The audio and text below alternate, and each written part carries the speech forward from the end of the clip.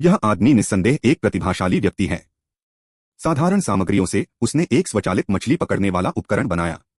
सबसे पहले उसने पीवीसी पाइप का एक टुकड़ा काटा और दोनों सिरों पर हुक वाला एक स्प्रिंग बनाया।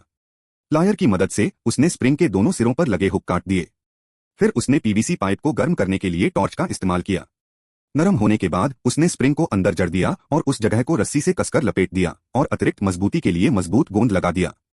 इसके बाद वह बांस के बाग में गया और एक बांस की टहनी काट ली और अनावश्यक टहनियों को काट दिया। फिर उसने मुड़े हुए हिस्सों को टॉर्च से गर्म किया और उन्हें सीधा किया। आकार देने के लिए उन्हें पानी में डुबोया।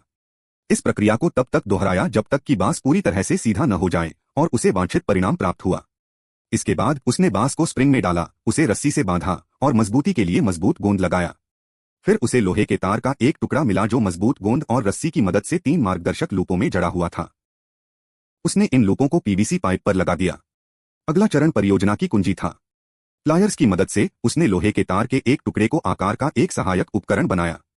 सिरों को एक बड़े और एक छोटे घेरे में मोड़कर उसने एक लाइन वाइंडर लिया और वाइंडर को जगह पर लगाने के लिए पाइप पर 2 क्लिप लगा दिए। इसके बाद उसने वाइंडर पर मछली पकड़ने की लाइन लपेटी।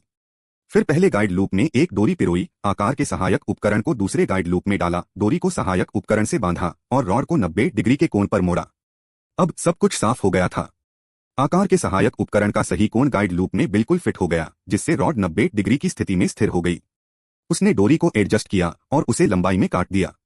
इसके बाद उसने वाइंडर से 3 गाइड लूप में से मछली पकड़ने की लाइन पिरोई और अंत में एक नुकीला हुक लगा दिया। इसके साथ ही स्वचालित मछली पकड़ने का उपकरण पूरी तरह से तैयार हो गया। उत्साहित होकर वह मछली पकड़ने वाली छड़ी के वास्तविक प्रदर्शन को परखने के लिए एक मछली पकड़ने वाले तालाब की ओर चल पड़ा।